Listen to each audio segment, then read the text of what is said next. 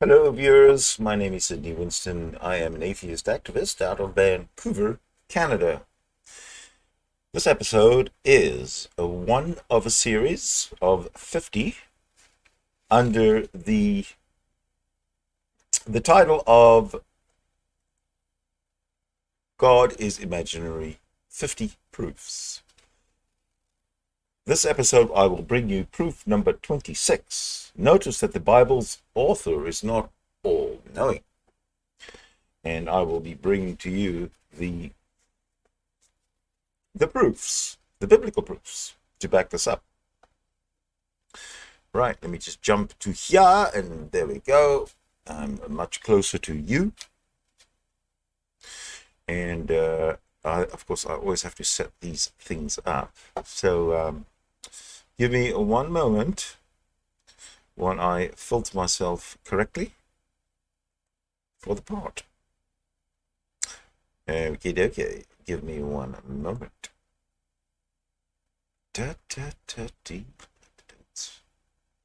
Sure, that's all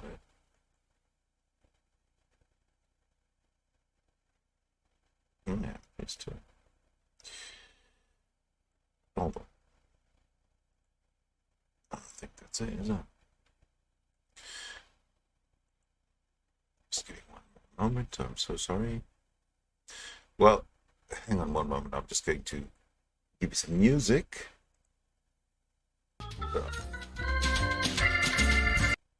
I'll be right back.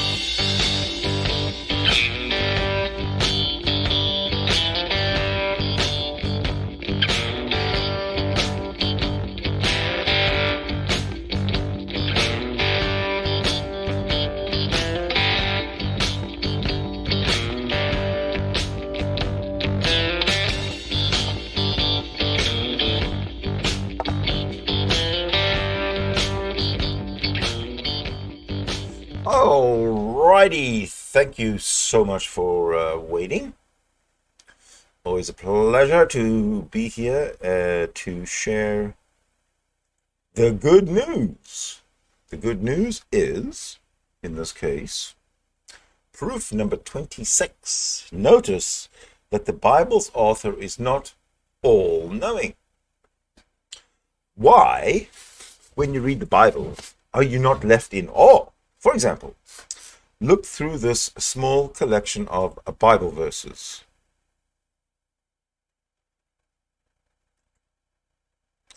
Okay, the first one is Deuteronomy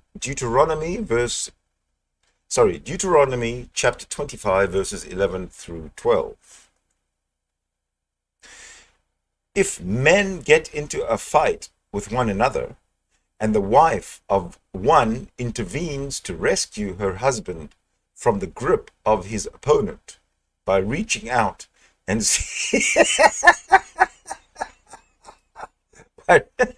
by reaching out and seizing his genitals, you shall cut off her hand. Show no pity. That's harsh. Okay. Then we have Genesis chapter 38. Verses 8 through 10. I'm almost scared to press that. Let's do it. That's funny. Okay. Genesis, there we go.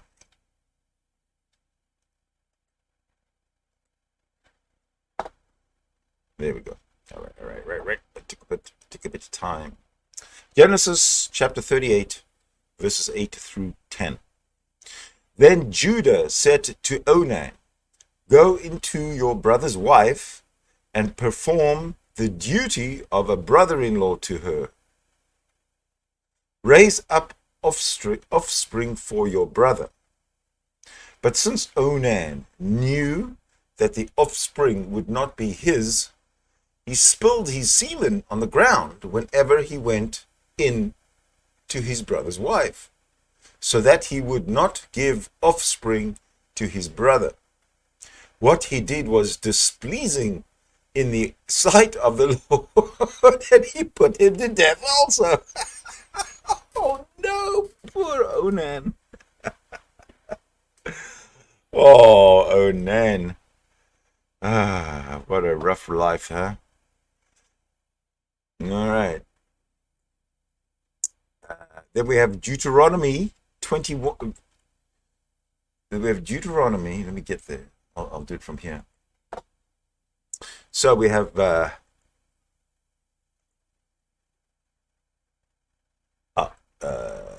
yes. There we go. Deuteronomy chapter 21, verses 18 through 21. If someone has a stubborn and rebellious son who will not obey his father and mother, who does not heed them when they discipline him, then his father and his mother shall take hold of him and bring him out to the elders of his town at the gate of that place. They shall say to the elders of his town, this son of ours is stubborn and rebellious. He will not obey us. He is a glutton and a drunkard.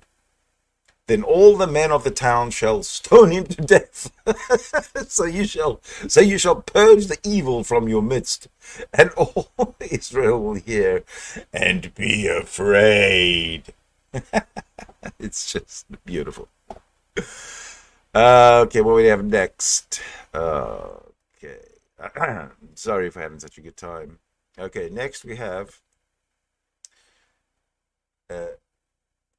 Exodus chapter 35, verse 2. What does that one say? Exodus chapter 35, verse 2.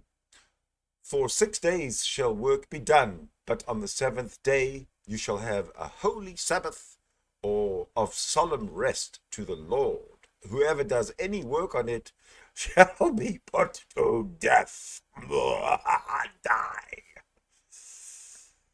Die. Unbelievable.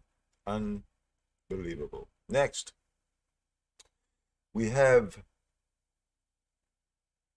Leviticus chapter 20, verse 13. Leviticus chapter 20, verse 13. If a man lies with a male as with a woman, both of them have committed an abomination. They shall be put to death. Their blood is upon them.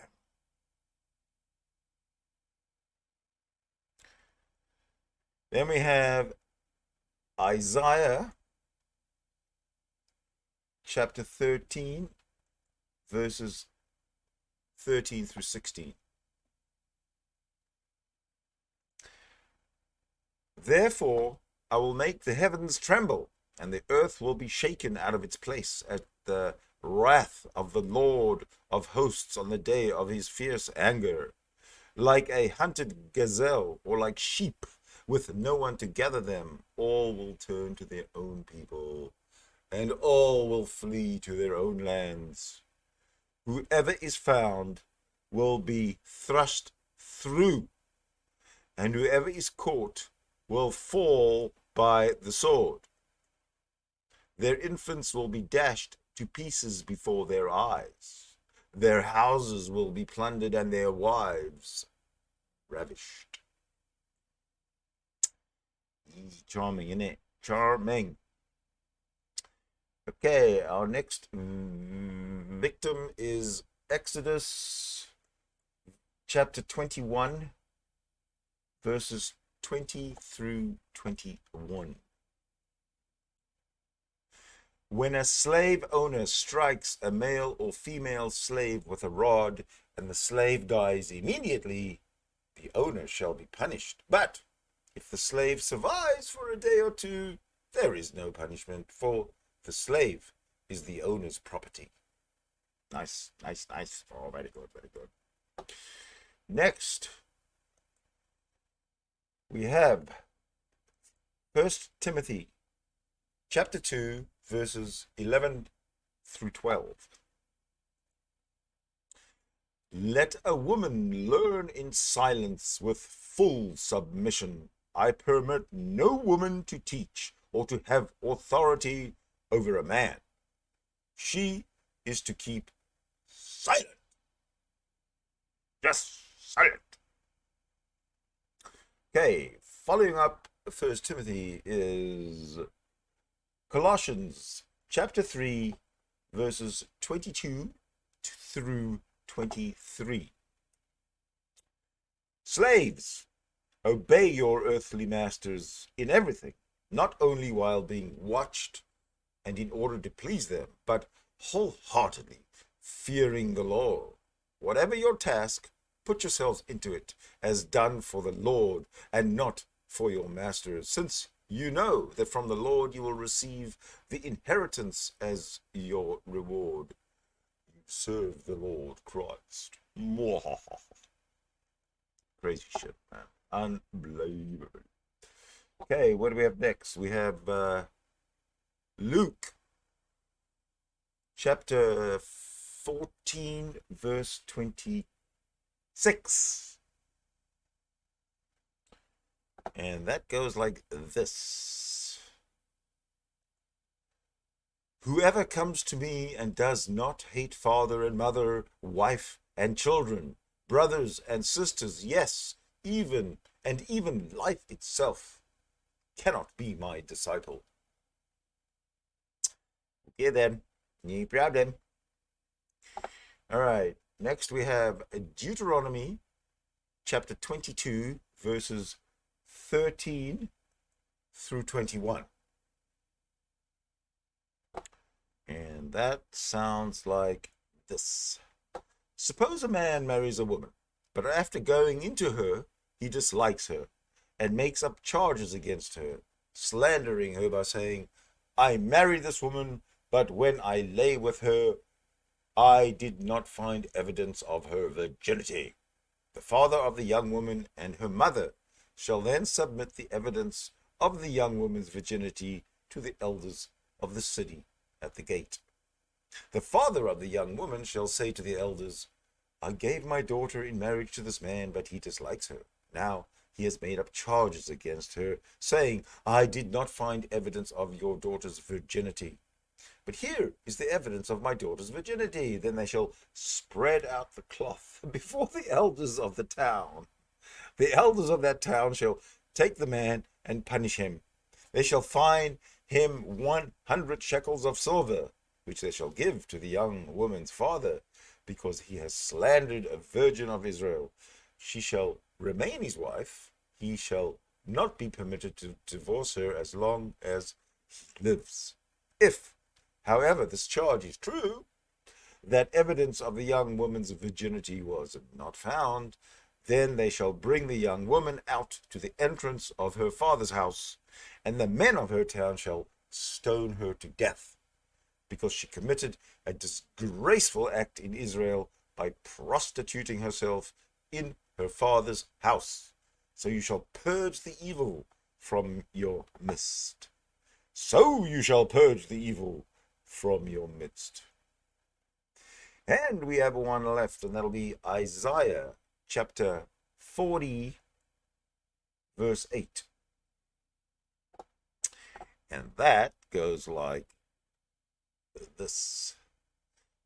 The grass withers, the flower fades, but the word of our God will stand forever.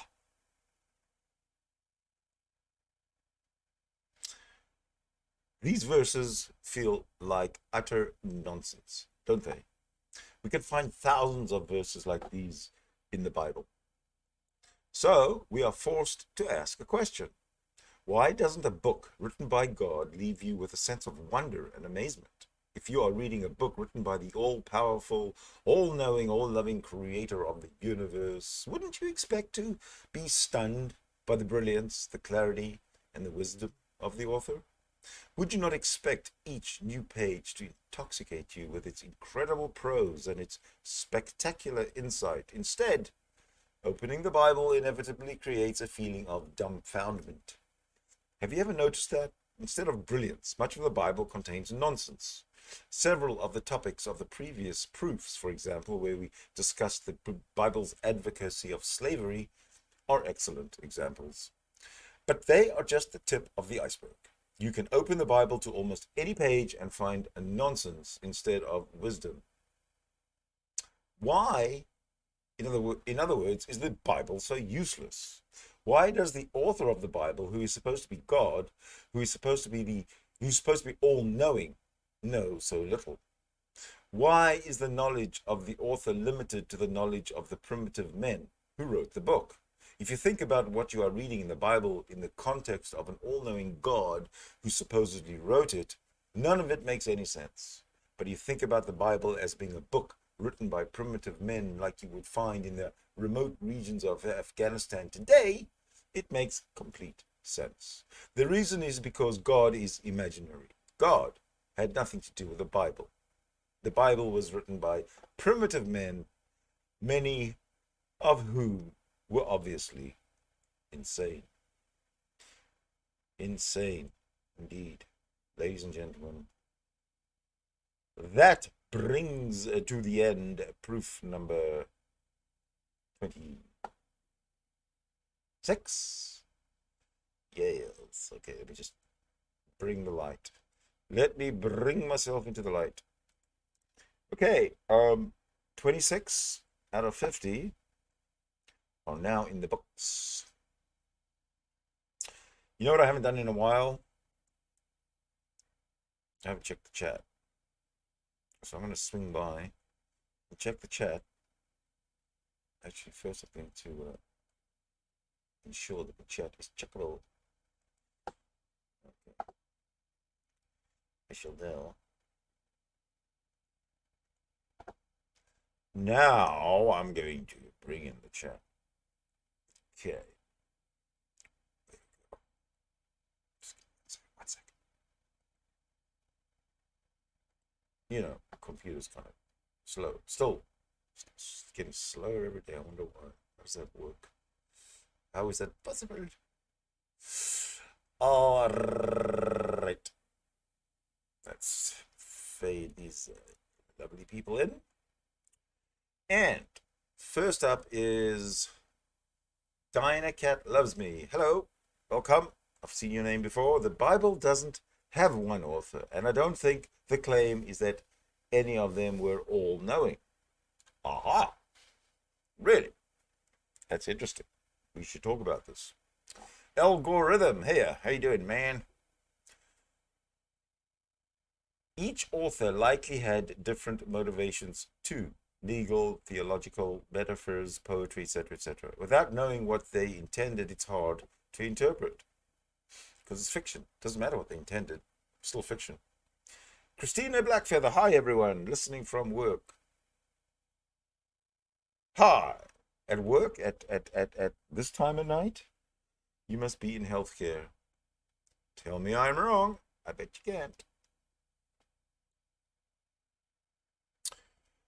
So, ladies and gentlemen, thank you so much for watching proof number 26. I will return and bring you proof number 27 sooner rather than later.